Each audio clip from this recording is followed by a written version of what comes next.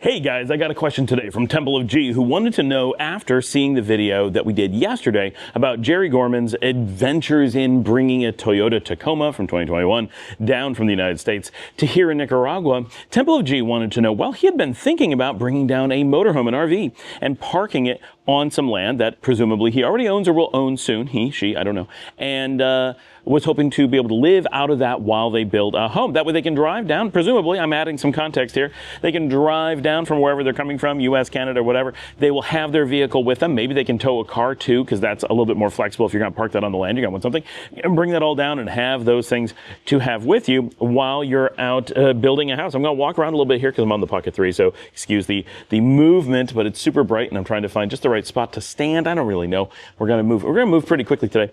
So he wants to know, is this a good way to go? Because obviously that makes a lot of sense. Just from logistically having a home that you bring with you, you've got some way to that was dark. Some way to transport yourself. You've got a way to live. You're all set. There's so many things you don't have to do additionally. So is this a good idea? And will he get into trouble? That was his additional question. It's not really a problem of getting in trouble. It is whether it's a good idea or not. So we're going to get that today. But first, it is Thursday, so just a reminder that today is our live stream day. So if you have not planned on this and you're seeing this video, you need to plan on this evening jumping on the live stream. Loads of fun if you're thinking about bringing down a motorhome or importing a car or moving to Nicaragua or any number of things. Oh, my dogs have decided to open the door on their own and come out to join me. Clive the Boston Terrier is here. If you're thinking about any of these things, jump on the live stream. It's a great time to talk to me and other community members, sometimes Jerry as well, and ask these questions and get feedback from people who maybe have tried it or whatever. It's a great time to hang out. And of course, if you want to send in questions, get in those comments and just ask questions. Look in our show notes. We have everything from how to contact us to how to send in a video question of yourself. Awesome stuff. How to support the show and how to support my producer, Marcela, who has cancer, and we are helping raise money to help her family as she goes through this process. She's about halfway through her chemotherapy process at this time. Maybe we'll see her on the show tonight. Probably not, but you never know. She does have a lot of family in for Semana Santa, doing things out on the beach. Okay, that was a lot. Let's get into today's topic. We're going to be short today, as we try to be on Thursday, so we can get these out. And I know you guys need some time to watch the live stream.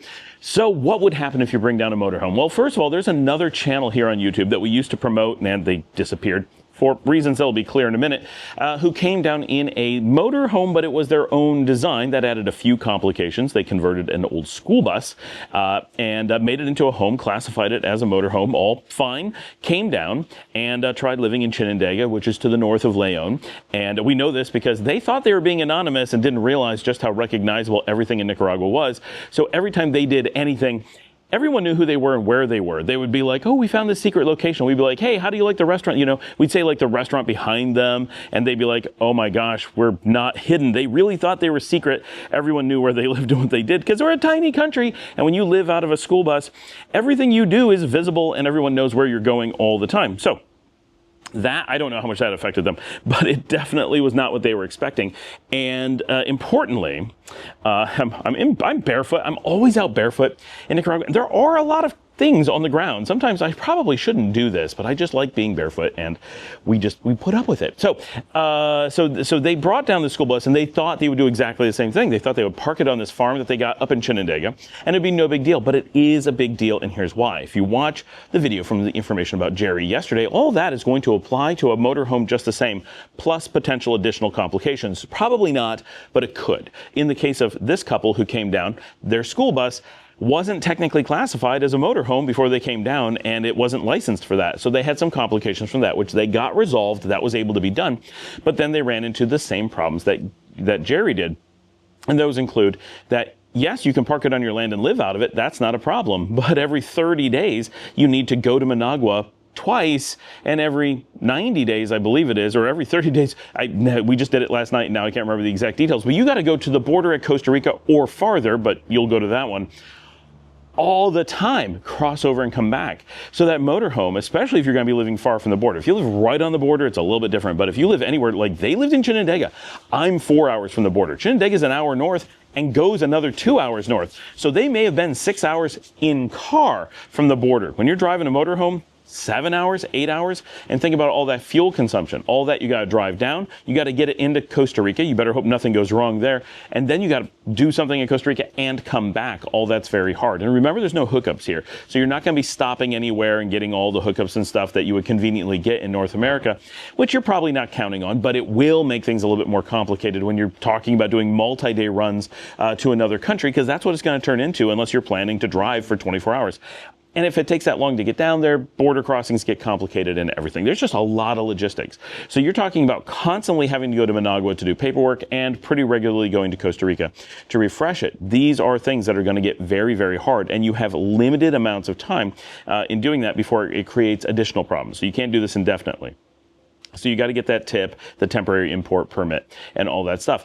Basically, what people that I know who have done this have found, so in Jerry's case, he, one, very savvy, has connections, like his wife is Nicaraguense, so he's in a boat where he's able to bring down a car and is able to get into contact people and move it forward. For him, it took over a year and a ton of money and a ton of work to be able to import that truck, all to just then be like, wow, that was a really expensive process to have a truck. If you're doing that with a motorhome, you can just imagine how those expenses will add up. What if they classify that motorhome at $100,000? Probably not what you're looking at bringing down, but what if they do? Your taxes could be $50,000 on top of any fees you're looking at paying.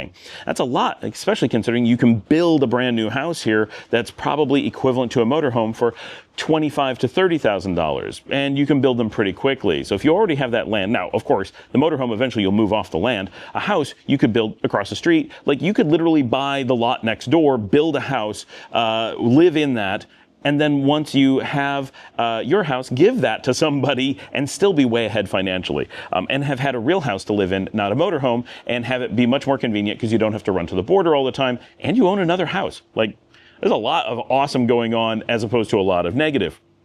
What we find is people who came down and weren't planning on permanently importing their vehicle, they basically ended up, their entire life revolved around taking their vehicle to Managua and then eventually taking it to Costa Rica, and they never got a chance to relax. It had to be done so often that basically it became their whole lives, that they would just constantly be in a process of either going to or getting back from Managua, going to or getting back from Costa Rica. They never had a chance to enjoy their time in Nicaragua. They spent all of their time dealing with the temporary car import, and that was just a Jeep. Jerry at least had an end to it because his plan was to permanently import. So that gave him a ton of waiting, but not nearly as much of the ongoing logistics, and still quite a lot. If you haven't seen yesterday's episode, which of course Temple of G did, that's why he responded. But if you haven't seen it, watch that video about how hard it was to actually import a vehicle that was meant to be here permanently. In theory, the motorhome may also want to be here permanently, but watch that video. It's going to be awful, and you may not be able to use it for large periods of that time, because if you're importing it for permanent use, there's large periods of time where it goes to basically the police impound, not because you're in trouble, but because they're holding it while they investigate things. With a motorhome, expect anything that happened to Jerry could easily be double. So it may take you 2 years to bring it in. I'm just hypothesizing, but it's definitely not going to be as easy as Jerry had it. Assume at least 1 to 2 years to get the process done. Assume tons of runs to the borders, tons of runs to Managua, insane amounts of money and fuel, all to live in a motorhome that you could much more cheaply just build a house or rent a place nearby. The idea that you're going to live on your own land while doing construction sounds great. There are businesses here, or theoretical businesses here, that try to make money by selling you solutions to this, and it doesn't really make sense here.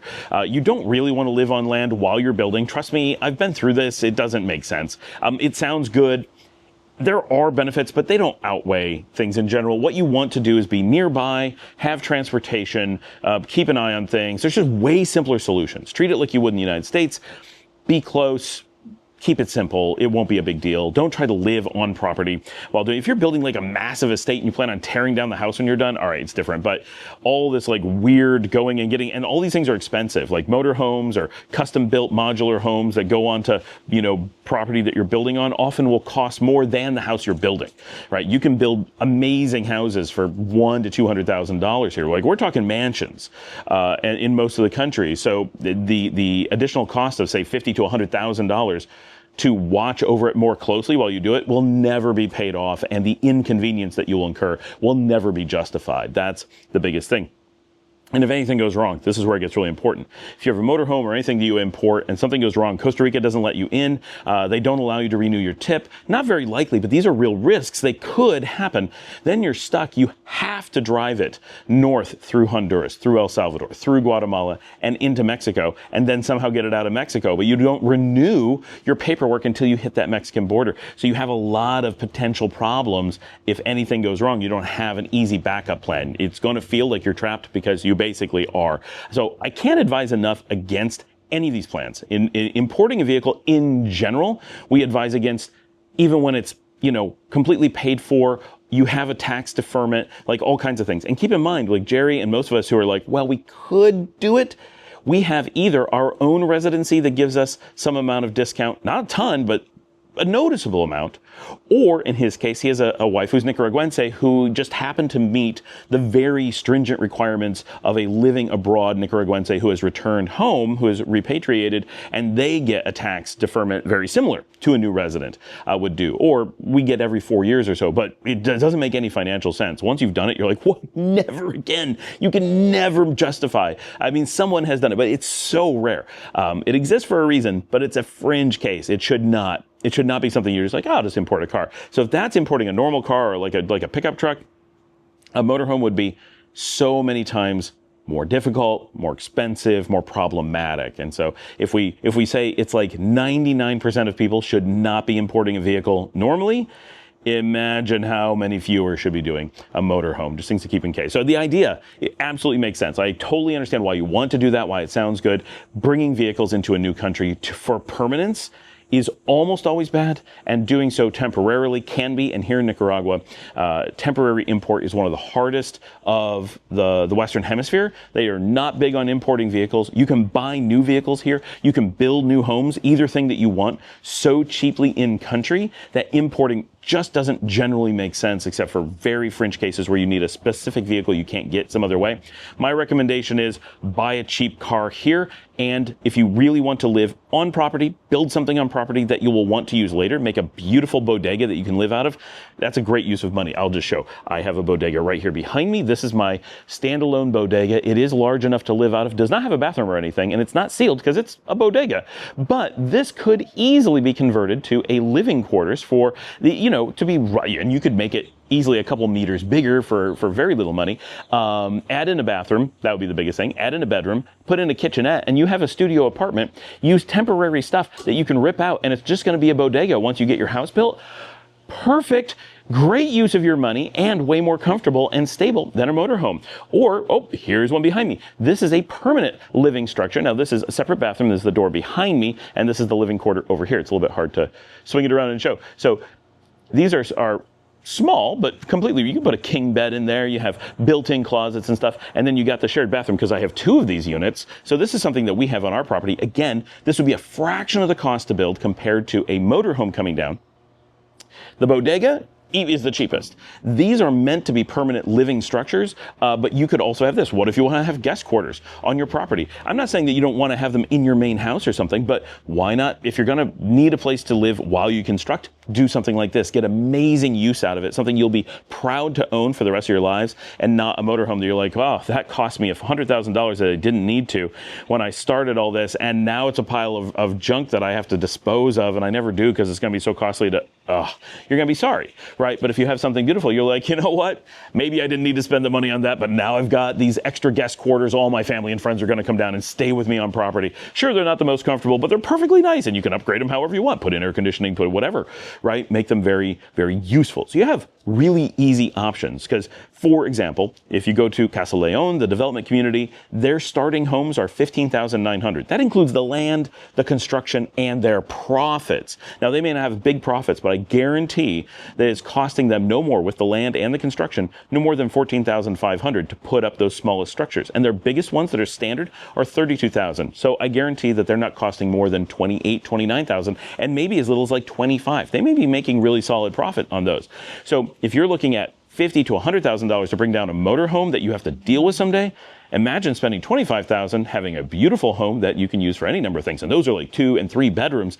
These are standard, like this probably could be constructed, what's behind me, for around $12,000, maybe less, maybe $8,000, right? Somewhere in that ballpark. That's really, really affordable. Like definitely for $8,000, you could have that.